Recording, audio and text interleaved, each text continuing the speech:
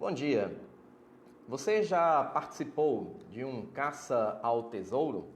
Já participou daquele enigma em que você vai juntando aquelas pistas, aqueles enigmas, aquelas dicas e tentando encontrar toda a sequência até chegar no final e quando concluir poder encontrar o seu tesouro?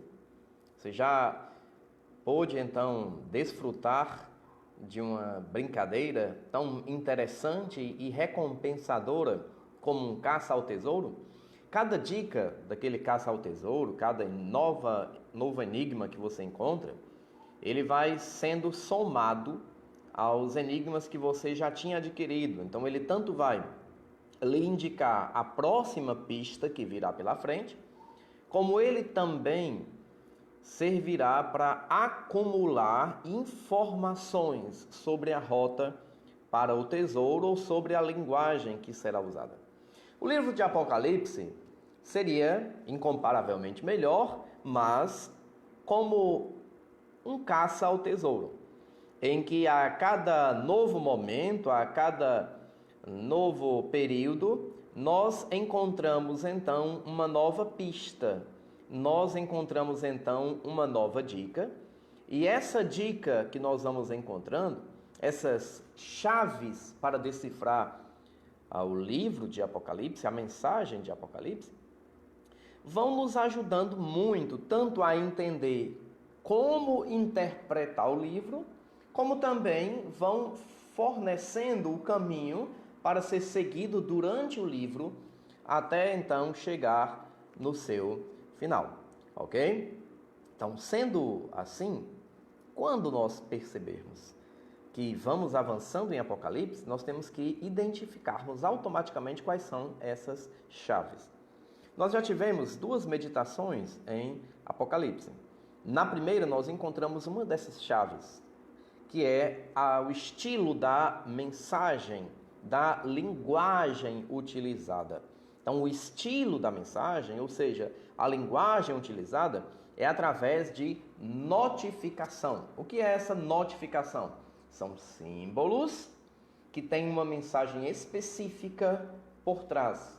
Uma linguagem objetiva através de uma comparação, através de uma metáfora. No último estudo, nós vimos uma outra chave para interpretar o livro de Apocalipse, que é o conteúdo da mensagem, onde nós descobrimos neste conteúdo que o livro trata de Jesus Cristo como o Rei soberano.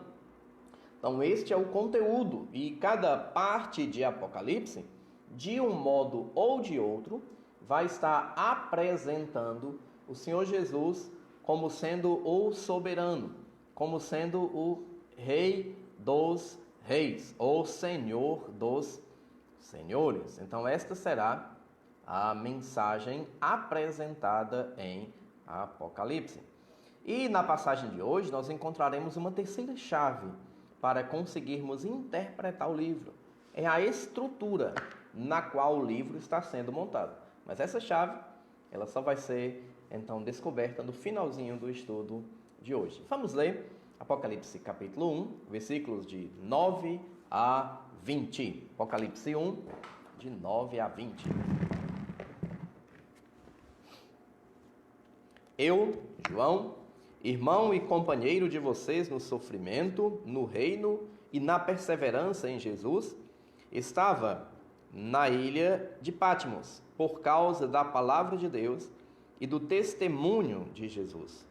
No dia do Senhor achei-me em espírito e ouvi por trás de mim uma voz forte, como de trombeta, que dizia: escreva num livro o que você vê e envie a estas 7 igrejas: Éfeso, Esmirna, Pérgamo, Tiatira, Sardes, Filadélfia e Laodiceia. Voltei-me para ver quem falava comigo. E voltando-me, vi 7 candelabros de ouro, e entre os candelabros alguém semelhante a um filho de homem, com uma veste que chegava aos pés e um cinturão de ouro ao redor do peito. Sua cabeça e os seus cabelos eram brancos como a lã, tão brancos quanto a neve, e os seus olhos eram como chamas de fogo. Seus pés eram como o bronze numa fornalha ardente, e a sua voz como o som de muitas águas. Tinha em sua mão direita 7 estrelas, e da sua boca saía uma afiada espada de 2 gumes. Sua face era como o sol quando brilha em todo o seu fulgor. Quando o vi, caí aos seus pés como morto. Então ele colocou sua mão direita sobre mim e lhe disse: não tenha medo, eu sou o primeiro e o último, sou aquele que vive. Estive morto, mas agora estou vivo para todo sempre, e tenho as chaves da morte e do inferno. Escreva, pois, as coisas que você viu, as coisas que são do presente e as que hão de acontecer depois destas. Este é o mistério das 7 estrelas que você viu em minha mão direita. E dos 7 candelabros, as 7 estrelas são os anjos das igrejas, e os 7 candelabros são as 7 igrejas. Nós temos aqui um texto que nos apresenta uma visão preliminar do Senhor Jesus Cristo, que será então acompanhada durante todo o livro de Apocalipse. A partir do versículo 9, então, é como se nós tivéssemos a carta começando depois do seu prefácio. A carta começando, então, depois do seu prenúncio. Ela começa, então, dizendo: eu, João, e aí a descrição da mensagem é o próprio João escrevendo, é o próprio João dirigindo essa mensagem a um grupo de pessoas. E quem são, então, essas pessoas a quem João vai escrever? Ele se coloca no mesmo pacote, ele se coloca no mesmo grupo com essas outras pessoas a quem ele vai escrever, para quem ele está dirigindo, então, a sua mensagem, para quem ele está dirigindo a sua exortação. Quem são essas pessoas, então, que João, no livro de Apocalipse, está dirigindo? Ele diz: eu, João, irmão e companheiro de vocês no sofrimento, no reino e na perseverança em Jesus. Então, João se identifica como companheiro, como irmão dessas pessoas. E é interessante a gente observar aqui que João era um apóstolo. Ele não coloca como o pai de vocês, o chefe de vocês, o dono de vocês, aquele que manda em vocês, mas ele coloca como sendo companheiro de vocês. E é um companheiro em algumas coisas boas, ou seja, agradáveis, mas também em algumas coisas desagradáveis. Como assim, agradáveis e desagradáveis? Ele começa dizendo: companheiro de vocês no sofrimento. Então, João aqui ele não coloca uma hierarquia, ele não coloca aqui uma divisão, uma diferenciação entre o que eles estão passando, a comunidade cristã como um todo, ou ele, o apóstolo João, o discípulo amado, o primo querido de Jesus, está então desfrutando. Eles estão no mesmo barco, eles estão na mesma situação.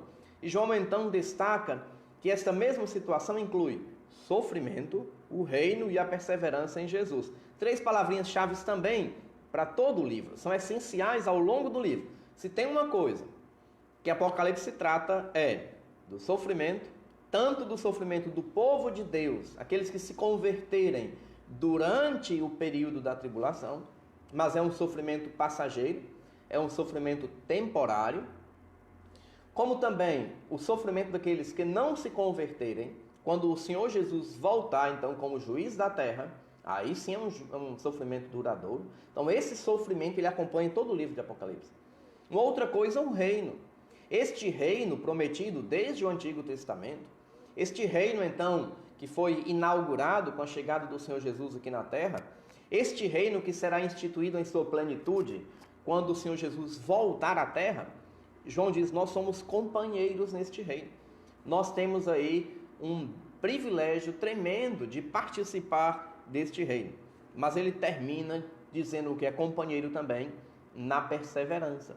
Companheiro também nesta paciência, nesse aguardar, nesse suportar todas as dificuldades, todo o tempo passando, e olha que João já havia esperado por muito tempo, aguardar tudo isso até então que o dia estivesse sendo consumado, que o dia estivesse concluído.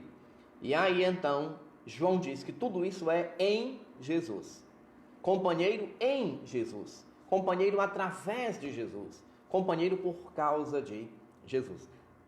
A essência da mensagem, o centro da mensagem, sempre é o Senhor Jesus Cristo.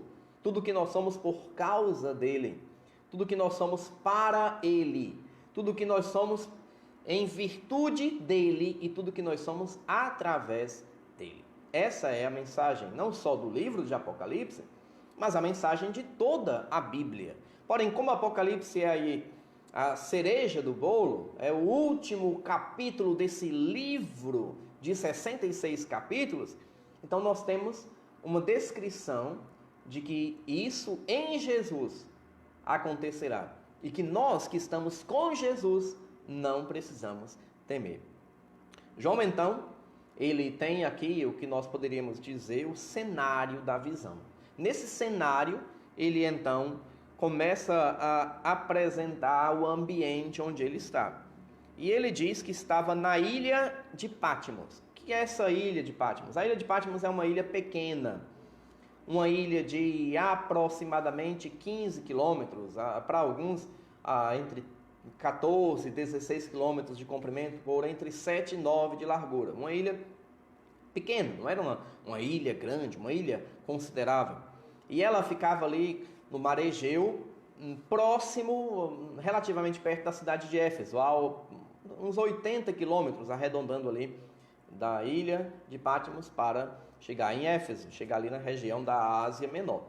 Quando nós pensamos então nessa ilha, não tem como conhecer a ilha sem lembrar de como ela era usada nos dias do Império Romano, principalmente nesses dias de João, onde o imperador era Domiciano. Então o que acontecia? Quem era considerado como uma ameaça ao Império Romano, quem era considerado como alguém que era rebelde ou insubordinado, ou ao líder de um motim contra César, então era enviado para essa ilha. E era uma ilha cuja a topografia era muita montanha, muita serra e muita pedra, pouca coisa verde, pouca plantação, era mais talvez aí minérios. E alguns até entendem que quem ia para lá sofria nessas minas extraindo minérios, apesar de não ter tanta evidência arqueológica a esse respeito. Então seriam mais especulações talvez do que propriamente evidências históricas. Mas uma coisa é certa, quem ia para lá, tido como inimigo do imperador, não ia para um resort, não ia para um acampamento, não ia então para desfrutar de férias, ia para sofrer, ia para passar grandes privações. Não tinha refeiçãozinha na hora certa, não tinha comodidade ou conforto como existe hoje mesmo para detentos. A situação era bem diferente. Para os prisioneiros da época já era diferente. Imagine para um prisioneiro que é considerado ameaça ao Império Romano, ameaça a César. Então essa pessoa, ela não tinha um tratamento adequado, ela não tinha um tratamento humano, ela não tinha um tratamento que pudesse então ficar contente de nenhum modo. E João está ali, na ilha de Patmos. João está ali naquele momento e ele diz o que ele está fazendo lá. Ele está lá por causa da palavra de Deus e por causa do testemunho de Cristo. Está por causa da palavra de Deus e está por causa do testemunho de Cristo é algo importante para nós considerarmos. Por quê? Aparentemente João foi para pregar, se nós não tivéssemos as evidências históricas de que Domiciano mandou para lá e que ele estava então enfrentando essa dificuldade. Porque ele diz que está por causa da palavra de Cristo, da palavra de Deus, porque ele estava anunciando a palavra. Paulo foi, por exemplo, passou pela Ásia, Paulo passou por várias ilhas, Paulo foi até a Europa por causa da palavra, mas para pregar a palavra. E por isso ele ia. E João também diz por causa do testemunho de Jesus. Lembre-se que a palavra testemunho aqui ela fala de martírio. E João, ele diz que está ali também por causa do testemunho. Mas não está ali para pregar a palavra de Deus. Ele não está ali para ser uma testemunha de Cristo. Não é esse o propósito inicial de João ir para lá. Mas ele está para lá porque ele foi levado para lá. Ele foi exilado para aquela ilha. E então ele não vai deixar de pregar a palavra lá. Ele não vai deixar de testemunhar de Cristo lá. Mas ele não foi para lá para pregar. Ele foi para lá porque ele pregava. Ele foi para lá porque ele é uma testemunha de Cristo. E isso era tido como uma ameaça a César. Pregar que Jesus é um rei, pregar que o reino está chegando, pregar que essas coisas estão para acontecer e que o padrão de leis, o padrão moral, o padrão para a humanidade é o padrão de Cristo. Isso de fato é algo que traria para quem prega uma grande dificuldade. E aí, por conta disso, por conta dessa dificuldade, João, como líder dos... O que será que João está fazendo enquanto ele sofre, enquanto ele tenta discretamente continuar falando da... O que será que João, então, enfrenta nesse momento? Então, o que nós temos para enfrentar, o que nós temos para entender aqui de um modo bem claro. João está dependendo do Senhor Jesus para sobreviver. Já idoso, mas ainda temente a Deus e sofrendo então grandes dificuldades por causa da palavra de Deus, do testemunho de Cristo. O que muitos de nós hoje não queremos enfrentar. Nem constrangimento no trabalho, nem constrangimento em casa, nem constrangimento entre os amigos de pregar a palavra, de perder amigos, de ser tido como alguém chato, como alguém quadrado, porque anunciamos a palavra do Senhor Jesus. João não tinha essa preocupação, João não estava incomodado com isso. Ele queria fazer o nome de Cristo conhecido e, se preciso fosse, pagando com a própria vida. Até que o cenário da visão se intensifica agora. Porque João, ele diz uma coisa que nós vamos precisar aí detalhar algo mais. João diz: no dia do Senhor achei-me em espírito. Então nós temos aí uma frase. Lembre-se, João estava na ilha de Patmos. Uma curiosidade é que João disse que estava na ilha de Patmos quando recebeu a visão. Será que ele estava na ilha de Patmos quando escreveu o Apocalipse? Ou será que ele escreveu depois que ele já tinha retornado a Éfeso? Essa é uma questão que alguns levantam. Não vamos perder muito tempo especulando onde João estava quando escreveu, mas sabemos onde João estava quando ele recebeu. Provavelmente, as condições que João estava, ele não usou o amanuense, que era aquela pessoa profissional em escrever, que Paulo costumeiramente usava, mas a própria linguagem de João usa alguns hebraísmos, alguém que não era tão familiarizado com o grego. Seria um brasileiro tentando escrever aí um artigo, escrever um livro em inglês, sem ter muita familiaridade com o inglês, usando apenas um dicionário, algumas outras ferramentas para escrever. Obviamente, João falava grego, mas não era um perito em grego, ele era hebreu, ele era um judeu. Então, ele, no livro, na escrita do livro, você percebe vários hebraísmos, várias tendências como um judeu tentando falar grego. Isso vai ser, talvez, uma ajuda até na próxima expressão que a gente vai ver. Quando a gente olha isso, então talvez João deve ter escrito ainda na ilha de Patmos, já que ele não tinha um amanuense, já que a condição da escrita era precária. Mas pode ser também, não negamos a possibilidade de que João tenha feito o registro de Apocalipse algum tempo depois. Mas o fato é que ele diz que no dia do Senhor, ele achou-se em espírito. Vamos parar um pouquinho aqui e considerar, começando pelo ser achado em espírito. A palavra grega, esse verbo ginomai, que foi traduzido por ser achado ou achei-me, é a ideia de tornar algo, é a ideia de existir algo. E quando nós olhamos aqui, o ginomai, ele fala muito mais do tempo ou do estado do que propriamente do lugar. E João diz então que se achou no dia do Senhor. E aí, esse pelo Espírito no dia do Senhor, é a ideia de um êxtase que ele teve. É a ideia de alguém que é, então, transportado mentalmente para outro lugar. Ou seja, João teve uma visão. Aqui não é um sonho. Aqui não é que João foi transportado fisicamente de um lugar para outro, mas que ele teve uma visão de alguma coisa. E a expressão seguinte diz no dia do Senhor. E aqui nós temos duas formas de interpretar essa expressão no dia do Senhor. A primeira forma de interpretar a expressão no dia do Senhor, essa é a interpretação tradicional de muitos eruditos, de muitos intérpretes sérios, é que se trata do domingo. Uma vez que já no segundo século da era cristã, essa expressão, o dia do Senhor, ela era comumente usada, mesmo antes do cristianismo se tornar romano, ela era usada sim pela igreja primitiva, para falar do domingo. Eles então separavam o domingo para ser o dia dedicado à adoração ao Senhor. Não era exatamente como o sábado judaico, mas era o dia da semana que eles tiravam, o dia da semana que eles usavam para dedicar ao Senhor. E nessa dedicação, nessa separação para o dia do Senhor, o que é que nós encontramos aqui? Eles levavam em conta para esse ser o dia do Senhor, como eles usavam, que foi o dia que Cristo ressuscitou. Então aquele para eles era o dia mais importante da semana. Afinal, Cristo ressuscitou. Em João, capítulo 20, nós temos isso de um modo bem evidenciado, que foi no domingo que ele ressuscitou. Mas eles consideravam também, e isso é uma prática visível no Novo Testamento, que a igreja passou a se reunir no domingo.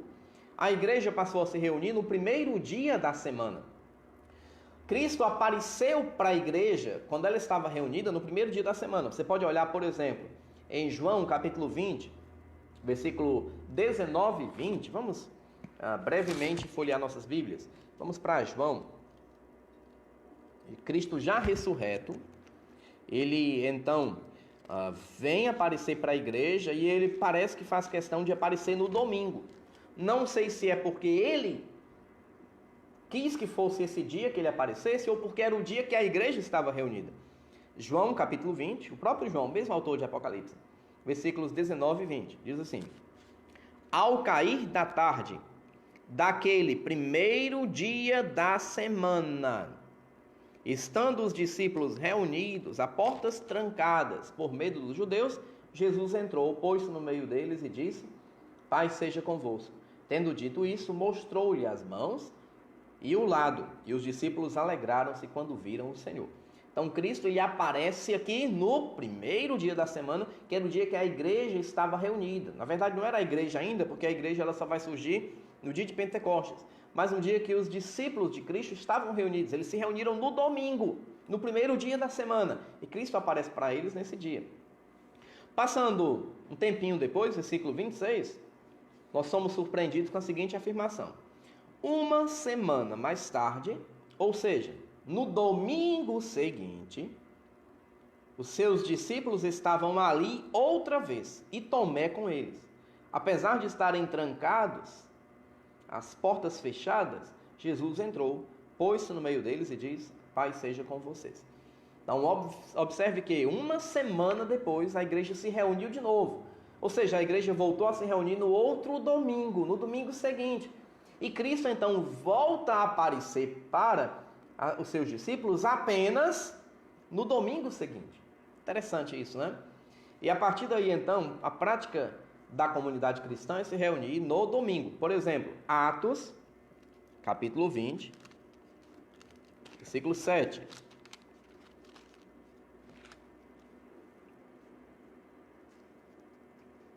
No primeiro dia da semana, reunimos-nos para o partir do pão.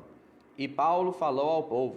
Então, eles até a ceia do Senhor, as principais ordenanças que Cristo deixou, eles faziam no domingo.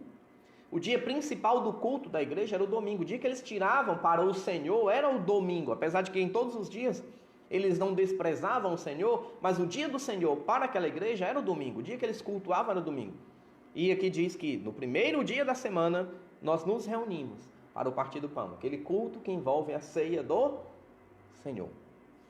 Mais na frente, Paulo instrui então a igreja de Corinto, capítulo 16, versículo 2 da primeira carta, a fazerem sempre o recolhimento das ofertas no domingo. no primeiro dia da semana.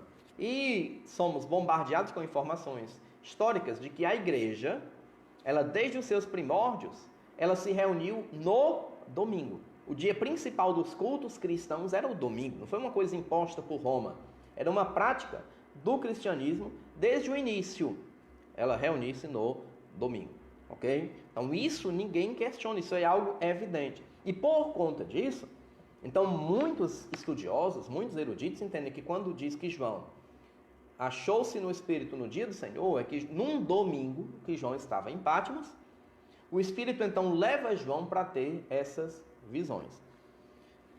Porém, nós temos que considerar ainda duas coisinhas antes de afirmarmos que esse domingo é o dia do Senhor. Primeiro, que essa expressão dia do Senhor, apesar de ser usada muito a partir do segundo século para falar do domingo, e apesar de que a igreja primitiva se reunia nesse tempo já e bem antes, nos domingos, esse era o dia que eles se reuniam, mas em nenhum momento, nas Escrituras, no Novo Testamento, nenhum momento, essa expressão dia do Senhor, ela é usada em qualquer uma das construções gregas para se referir ao domingo. Em nenhum momento, em nenhuma circunstância, a Bíblia usa essa expressão dia do Senhor para falar do domingo. A igreja usa isso a partir do segundo século, mas até agora nenhum escrito bíblico tem usado. E quando nós pensamos nessa expressão, o dia do Senhor, essa é a segunda coisa a considerarmos, num contexto de profecia, dia do Senhor, num contexto de escatologia, ou seja, do estudo dos últimos tempos, então, normalmente, essa expressão dia do Senhor, ela não se refere a um dia da semana, nem a um dia de 24 horas, mas normalmente ela se refere a um período em que Deus iria derramar a sua ira sobre o povo, em que Deus iria consumar a história da humanidade. Você pode lembrar de várias passagens no Antigo Testamento, talvez ali o clássico de Joel, capítulo 2, descrevendo o grande e terrível dia do Senhor. Nós podemos lembrar em várias passagens no Novo Testamento, por exemplo, 1 Tessalonicenses 5 e 2, que diz assim: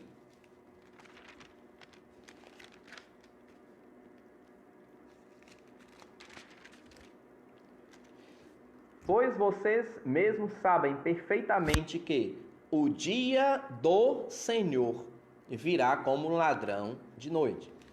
Segunda carta aos Tessalonicenses, capítulo 2, versículo 2.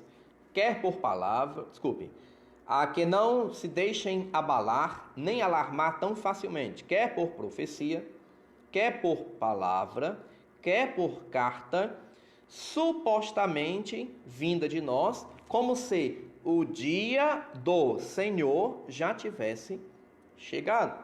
Então aqui nós já temos, nesses escritos de Paulo, a expressão dia do Senhor como se referindo ao dia da consumação dos séculos, o dia em que Deus iria derramar sua ira sobre os ímpios e iria então estar redimindo, consumando a obra redentiva sobre o seu povo. Mas em Pedro também, 2 de Pedro 3,10, Pedro também usa essa expressão dia do Senhor com o sentido escatológico, com o sentido então desse dia, não de 24 horas, mas desse período futuro em que Deus iria estar agindo no meio do povo. 2 de Pedro 3,10 diz assim: o dia do Senhor, porém, virá como ladrão. Os céus desaparecerão com um grande estrondo.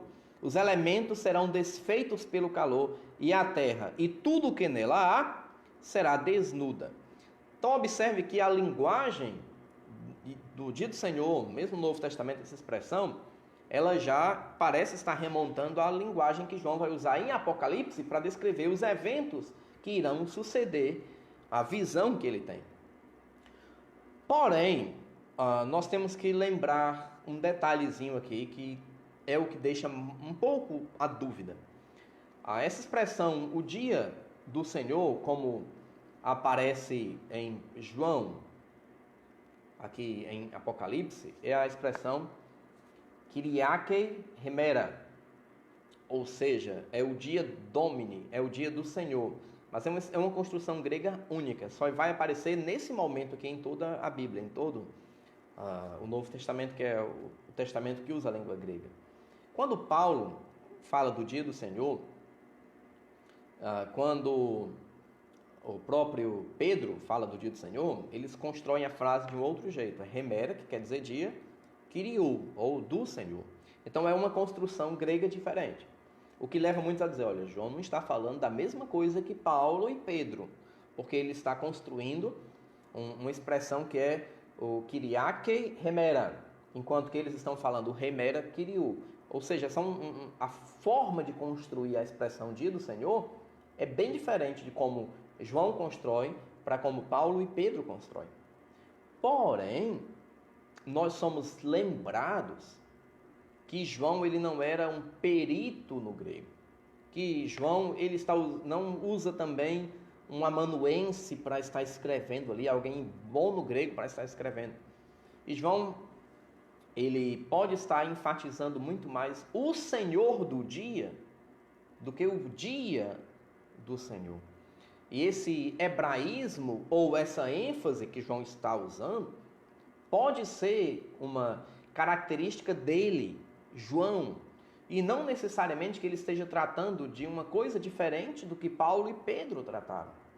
Então, existem essas duas formas de interpretar a expressão dia do Senhor em Apocalipse capítulo 1.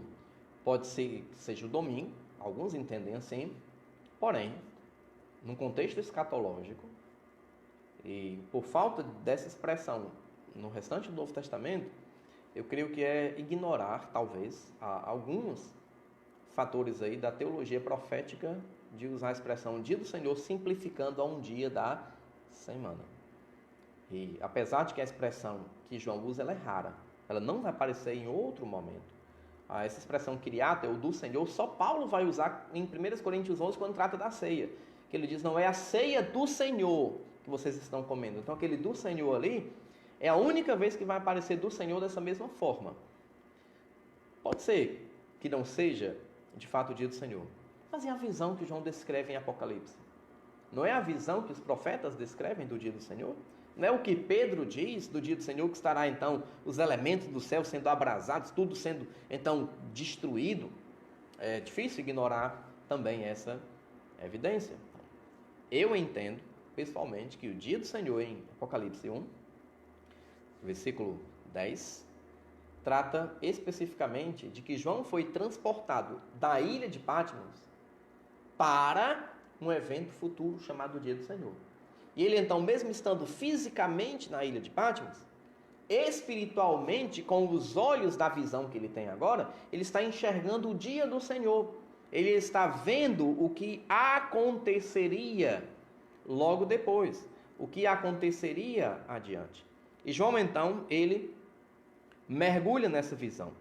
Ele diz que nesse dia do Senhor, ele ouviu uma voz por trás dele.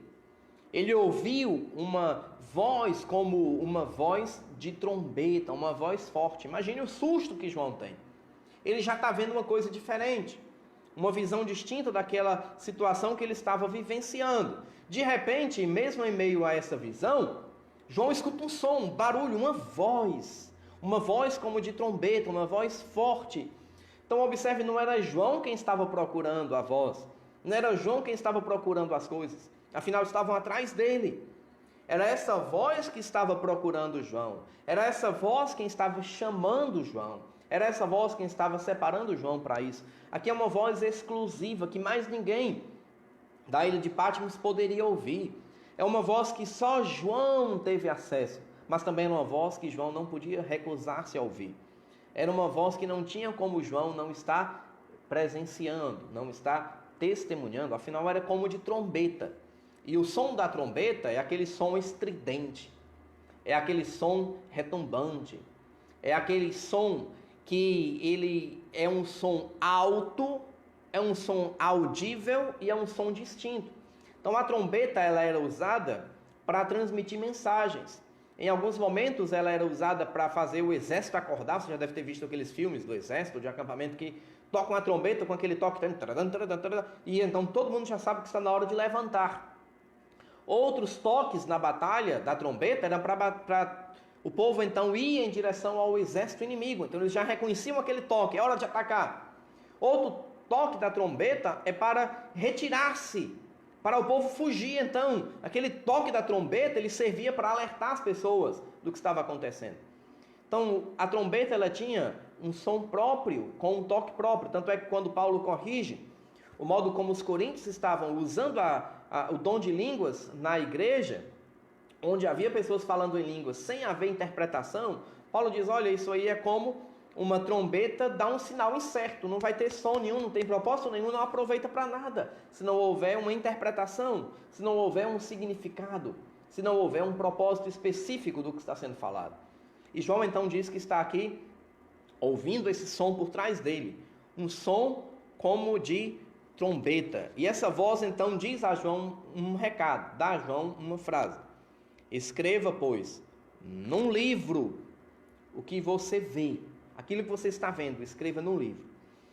Essa palavra livro não fala de um livro como nós podemos utilizar, né, como a própria Bíblia, que é no formato de um livro, assim, encadernadozinho, com as folhas todas costuradas ou grampeadas de um lado, etc. Não é nesse formato. Palavra, até porque esse formato ele só vai surgir no século seguinte. E não era fácil de ser produzido. Esse formato aqui, ele fala de um rolo, que poderia ser feito ou de papiro, que era como se fosse uma folhinha de bananeira, ou de pergaminho, que era feito de couro. Então, pegavam aquelas folhas, uma a uma, e costuravam em sequência. E depois, então, prendiam a primeira parte num eixo e iam enrolando aquelas folhas e formando, então, um rolo. A palavra que está sendo colocada aqui, escreve num livro, se refere a esse tipo de rolo. João então deveria estar escrevendo aquilo que ele estava vendo, escrevendo e registrando.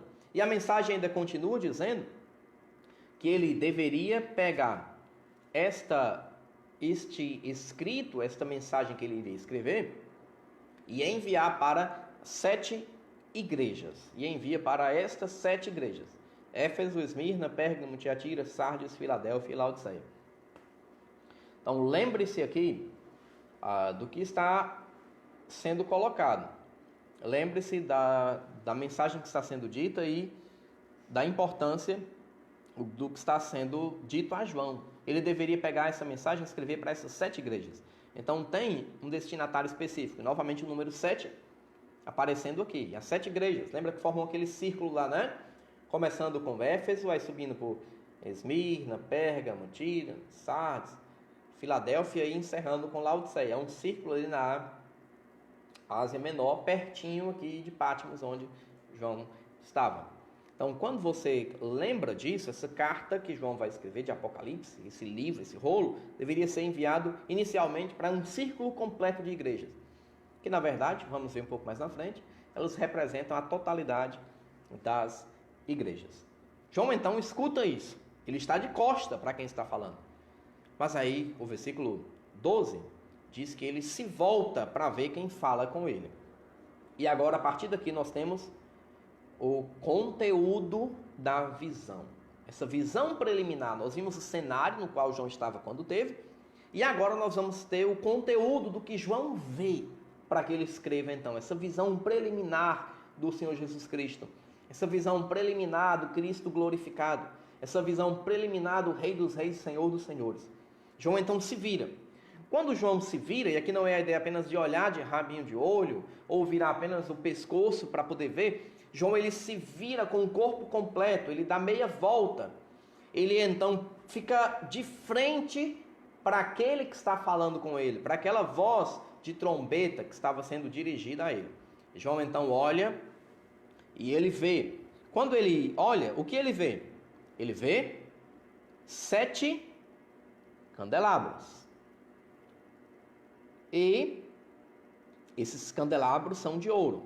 E entre os candelabros, ou seja, no meio do círculo de candelabros, a ideia é que foi feito um círculo de candelabros, e no meio desse círculo de candelabros tinha uma pessoa. O que são então esses candelabros? O que é que significa então os candelabros? Candelabro era uma espécie de luzeiro que era colocado para botar luzes em cima e clarear então aquele ambiente.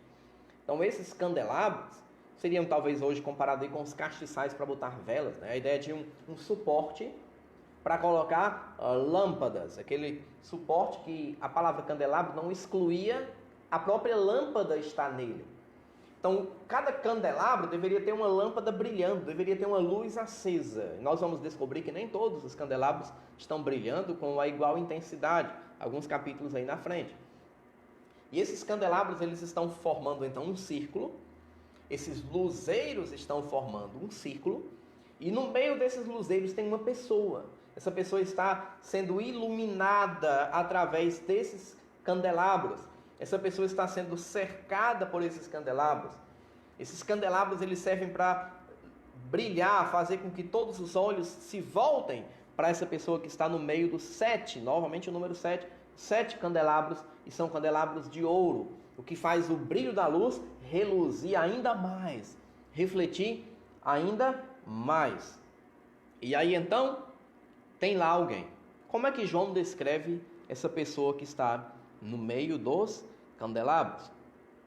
Versículo 13. João diz que lá tem alguém semelhante a um filho de homem.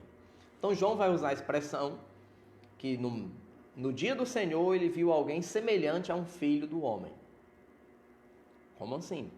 O que é isso, filho do homem? O que é que isso significa? Em Apocalipse, essa expressão vai aparecer novamente, capítulo 14, versículo 14.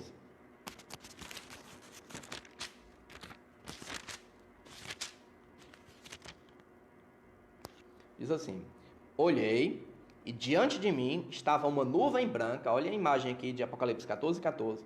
Uma nuvem branca, e assentado sobre a nuvem, alguém semelhante a um filho de homem. Então, aqui em Apocalipse 14, 14, João vai falar que tem uma nuvem branca e tem o filho do homem sentado sobre a nuvem branca. Então, você imagina a imagem, a mensagem que está passando aqui na mente de João, que ele quer transmitir para nós. Mas o Antigo Testamento usa muito essa expressão aqui do filho do homem. Por exemplo, Daniel, que é um dos profetas mais marcantes nessa linguagem apocalíptica, juntamente com Ezequiel, mas ele se destaca para mim nessa linguagem. Daniel capítulo 7, se puder estar acompanhando, versículos 13 e 14.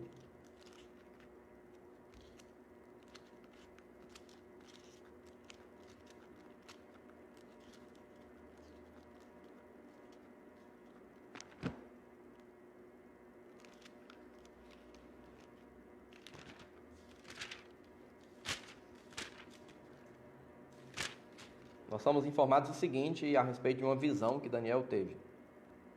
Em minha visão à noite, vi alguém semelhante a um filho de homem, vindo com as nuvens dos céus. Ele se aproximou do ancião e foi conduzido à sua presença. Ele recebeu a autoridade, glória e reino. Todos os povos e nações e homens de todas as línguas o adoraram. Seu domínio é um domínio eterno que jamais acabará, e o seu reino jamais será destruído. Então, Daniel tem uma visão do Filho do Homem, vindo com nuvens, recebe um reino e o seu reino é eterno. Não tem como separar essa visão de Daniel da visão que João tem do Filho do Homem. Além disso, o próprio Cristo usa essa expressão Filho do Homem quando estava aqui na terra. Nós percebemos Jesus falando de si mesmo e referindo a si mesmo como Filho do Homem. Ele tanto usa essa expressão para falar da sua humilhação, como por exemplo Marcos 8 e 31, o Senhor Jesus diz assim: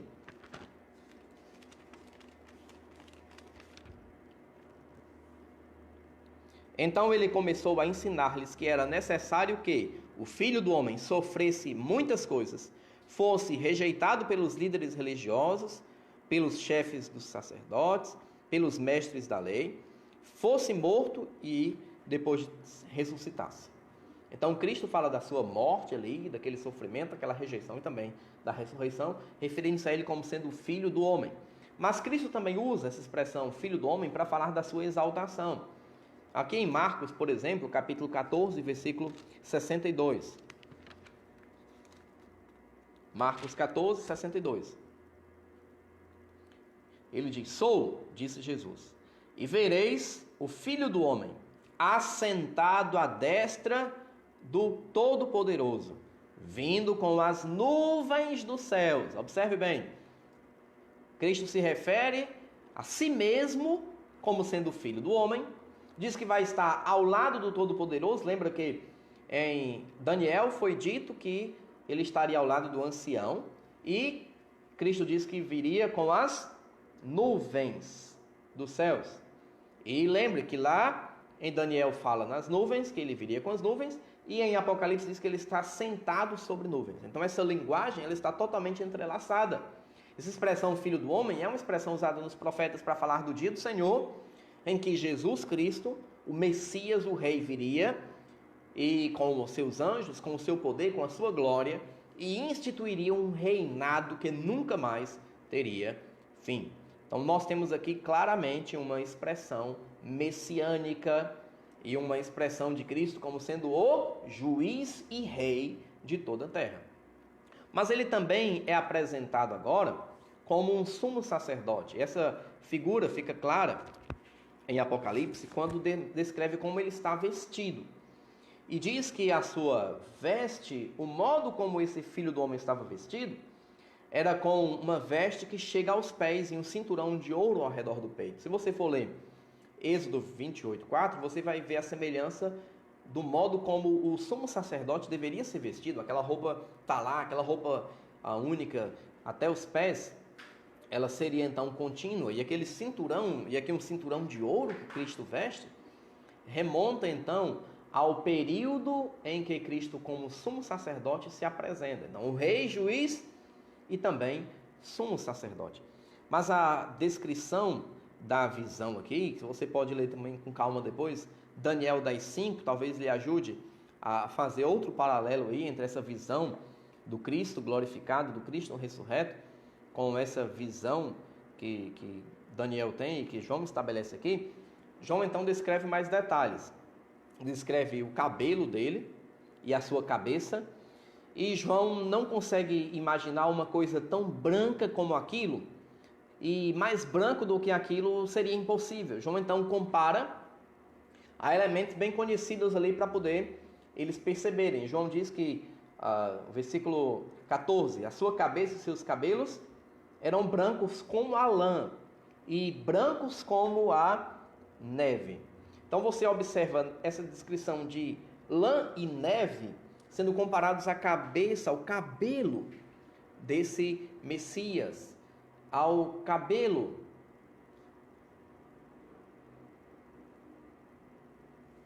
desse cabelo que ele é descrito ali como uma coisa tão branca, como uma coisa tão pura. O que isso significa? Bem, obviamente cabelos brancos, na linguagem usada, não tem como ser separado de experiência e de sabedoria. Remonta também à calma, remonta à serenidade de alguém que já viveu muito tempo, alguém que não tem mais pressa, alguém que não é mais tomado ali pelas emoções e repentinamente age por impulso, mas alguém que demonstra dignidade e que é respeitado. Então, cabelos brancos, essas cãs, elas remontam a uma serenidade, remontam então a uma experiência já de vida. Alguém que consegue ver lá na frente, não ver só o momento, mas alguém que consegue ter uma visão mais ampla, que se prende aos detalhes.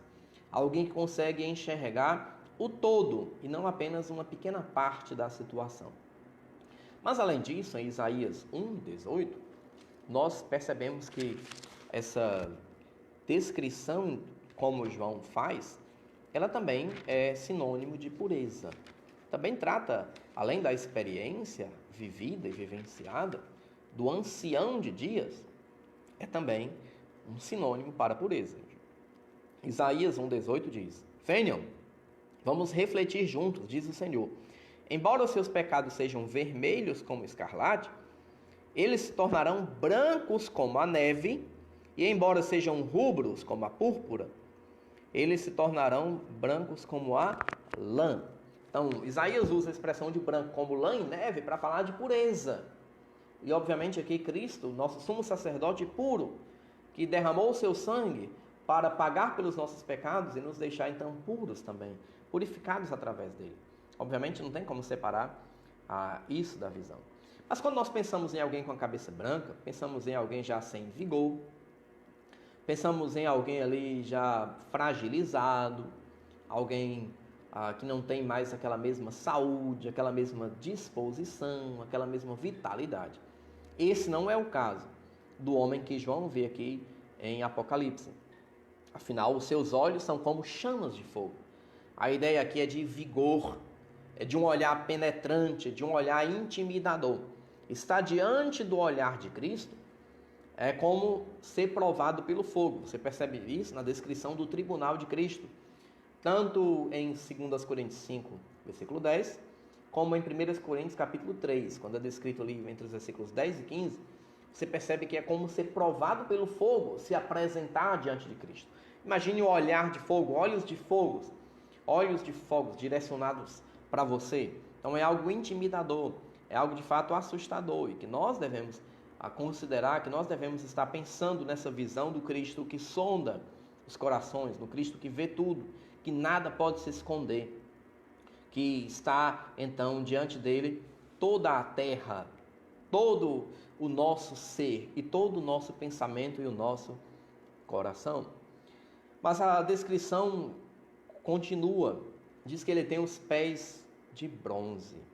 E esses pés de bronze é como alguém que foi forjado ali numa fornalha ardente. Pés de bronze, o que isso significa? Para mim tem vários aspectos aqui. O primeiro, imagine os olhos de fogo refletidos nos pés daquele bronze polido, que era como um espelho. Então o brilho que vinha deixava qualquer um cego, era incandescente ali para a gente. Além disso, você ser pisado por alguém com os pés de bronze, a gente vê mais na frente que Cristo, então, ele vai pisar o lagar da ira de Deus, então é ser esmagado. Não é ser afagado, não é ser simplesmente passado a mão, mas é ser pisado mesmo com os pés que doem. Você já levou um pisão de alguém que pisou com o sapato, ou aquela pontinha do salto que pisa no seu dedo mindinho, ou mesmo um tênis, ou uma sandália que pisa, machuca, né? Agora imagine alguém pisado com os pés de bronze. Imagina como essa pessoa seria esmagado, como iria machucar. Então a ideia aqui é de glória, de peso, é de purificação, é de medo, é de dor para quem então o enfrenta, para quem lidar com essa situação. A descrição continua, dizendo que a sua voz era como voz de muitas águas. Você já percebeu como o barulho das águas ele é ensurdecedor? Como a barulho de água, você pode ler depois Ezequiel 1:24, que é uma descrição do Filho do Homem, esse som das águas, mas a voz das águas é poderosa, abafa qualquer outro som. Basta você ligar o chuveiro, você percebe que os outros sons eles somem. Ou você está diante de uma cachoeira, você não vai conseguir nem ouvir pessoas que estão falando próximas de você. O barulho da chuva também é um barulho muito alto. O som das águas é um som forte.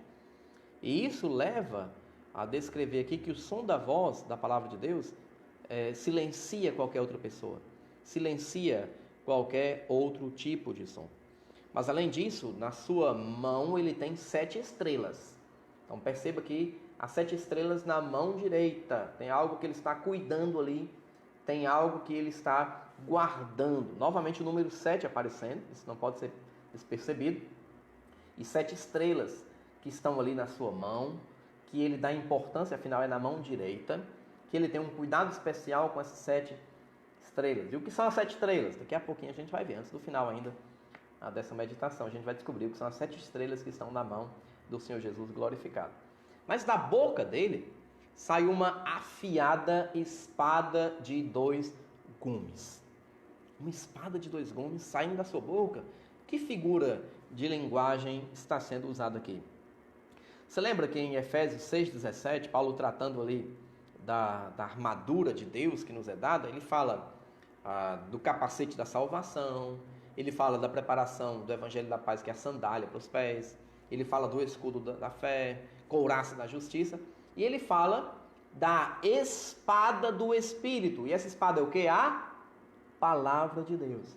Então aquilo que sai da boca de Jesus Cristo é a palavra de Deus. Hebreus 4:12 vai dizer que a palavra de Deus é viva e eficaz, mais cortante do que qualquer outra espada de dois gumes. Então aqui é uma espada afiada, uma espada amolada dos dois lados. Ela tem dois gumes e ela corta qualquer coisa. E em Apocalipse capítulo 19, versículo 15, vai descrever Cristo vindo e punindo as pessoas da terra justamente com essa espada afiada de dois gumes que sai da sua boca. E a sua vitória será selada então através dessa espada de dois gumes. João então finaliza a visão preliminar de Cristo descrevendo o seu rosto. E ele diz que o seu rosto era como o sol quando brilha em todo o seu fulgor. Então, aquele brilho reluzente do sol visto no rosto. A gente não consegue olhar nem para o sol 8 horas da manhã, 4 horas da tarde, 5 horas a gente não consegue ficar olhando. Imagina ele brilhando meio-dia em todo o seu fulgor. João diz que era com isso que ele poderia comparar o rosto do Senhor Jesus, ali exaltado na glória celestial. E João então registra essa visão. Qual a consequência da visão? Nós vimos o cenário da visão, nós vimos o conteúdo da visão e agora a consequência dessa visão preliminar de João. A consequência, versículo 17. João cai aos seus pés como morto. A ideia aqui é de respeito, é de reverência, mas também de muito medo. Alguém que ficou em estado de choque. Alguém que não sabe o que fazer, não sabe o que dizer, não consegue nem ficar em pé. Ele se deita, se prostra aos pés do Senhor Jesus como morto.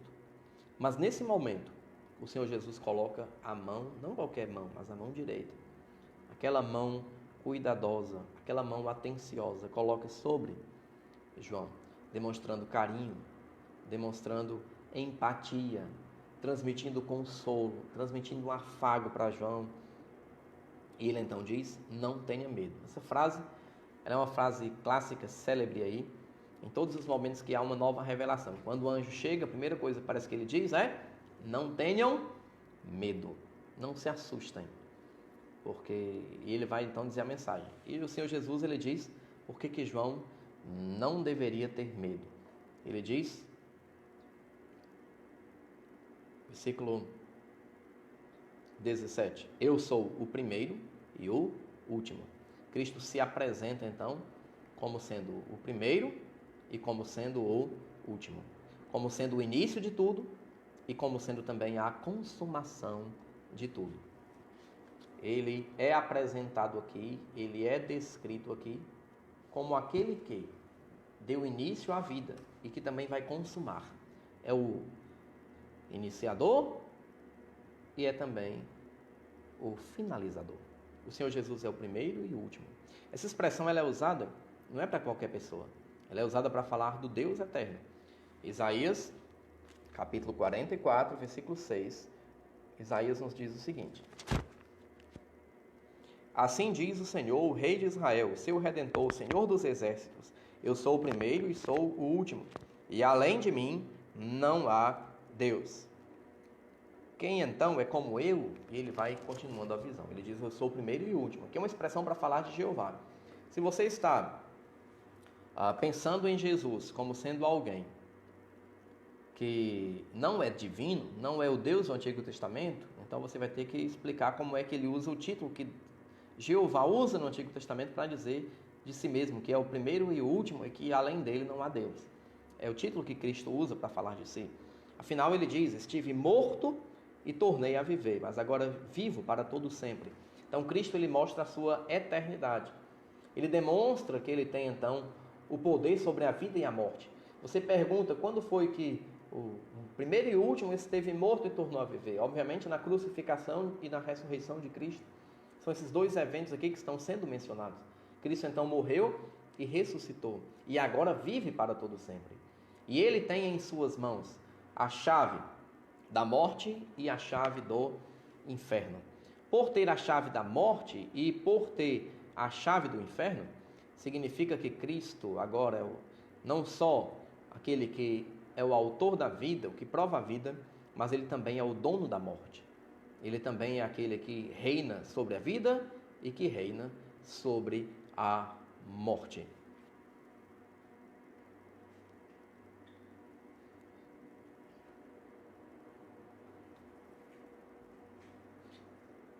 essa palavra morte aqui não é uma palavra qualquer. Esta palavra morte aqui, ela fala do Hades. Ela fala de o lugar ou a habitação dos mortos. Quando olhamos para a palavra Hades, nós não podemos ignorar todo o significado dele. É descrito o lugar dos mortos. Fisicamente, os mortos físicos, então, se refere ao túmulo, ao lugar onde as pessoas são sepultadas em corpo. Mas, obviamente, a expressão aqui não se refere apenas ao túmulo, se refere ao lugar da habitação espiritual dos mortos espirituais. Aqui é uma menção ao inferno, a habitação dos mortos além desta vida, não do corpo dos mortos, mas uma habitação do espírito dos mortos. E Cristo, então, é quem tem a chave, tanto a chave da morte como a chave do Hades, a chave do inferno. Lembram que Cristo disse que daria à igreja a chave do reino e as portas do inferno não prevaleceriam contra ela? Porque através da palavra, através de Cristo, almas podem ser arrancadas, podem ser desraigadas do inferno. E ainda que nós temos uma outra chave para entender Apocalipse. E assim termina o nosso devocional de hoje. Escreve, pois, as coisas que você viu, passado, a visão preliminar de Cristo, as coisas que são do presente, então fala do presente, aqui se refere às mensagens às igrejas, dos capítulos 2 e 3, e as coisas que hão de acontecer depois destas. Olha como começa o capítulo 4, versículo 1. Depois destas coisas, e diante de mim estava uma porta aberta no céu. Então, o Apocalipse tem uma estrutura. E essa chave para entendermos é a terceira chave. A primeira é a linguagem, notificação. Segunda, o conteúdo, Jesus, Rei dos Reis. E aqui nós temos a terceira chave para entender Apocalipse, a estrutura. Tempo passado, tempo presente, tempo futuro. João diz, olha, escreva as coisas que você viu, passado. Escreva as coisas que são do presente, a mensagem para as igrejas do tempo presente. E escreva as coisas que hão de acontecer depois destas. Depois que a igreja já estiver no céu, já tiver passado pela porta celestial. Essa é a mensagem, então, estruturada do livro de Apocalipse. Para entendermos Apocalipse, nós temos que entender essa estrutura. Mensagem presente, mensagem passada e mensagem futura. E é assim, então, que o livro se dá. Versículo 20, ele vai explicar aquelas 7 estrelas que estavam na mão direita do Senhor Jesus e os 7 candeeiros que estavam ao seu redor. Ele diz, este é o mistério das 7 estrelas que você viu em minha mão direita e dos 7 candelabros. As 7 estrelas são as 7 igrejas. Então, as 7 estrelas são os anjos das 7 igrejas. Então, aqueles anjos que estavam na mão direita são os anjos, ou a palavra mensageiro da igreja. Essa palavra mensageiro aqui é alguém que porta a mensagem, é alguém que transmite a mensagem. Existem várias interpretações, mas a mais coerente é que fala daquele que está na igreja para transmitir a mensagem. Tanto é que as cartas escritas nos capítulos 2 e 3 para cada igreja, ela vai ser direcionada ao mensageiro da igreja, ao anjo da igreja. Não faria sentido João escrever a carta para um anjo, um ser espiritual. Mas ele vai escrever para aquele que leva a mensagem para a igreja, para aquele que prega na igreja, para aquele que anuncia. Então a mensagem é descrita aqui para ser enviada aos 7 pastores, aos pastores de cada igreja. E aquelas estrelas que estão na mão direita do Senhor Jesus são os pastores daquelas 7 igrejas. E ao redor dele, aqueles 7 candelabros, versículo 20, e os 7 candelabros são as 7 igrejas. Então as igrejas são a luz do mundo. As igrejas servem para iluminar o Senhor Jesus. As igrejas estão aqui ao redor de Cristo e Cristo no centro das igrejas. O que é então escrito especificamente para cada igreja?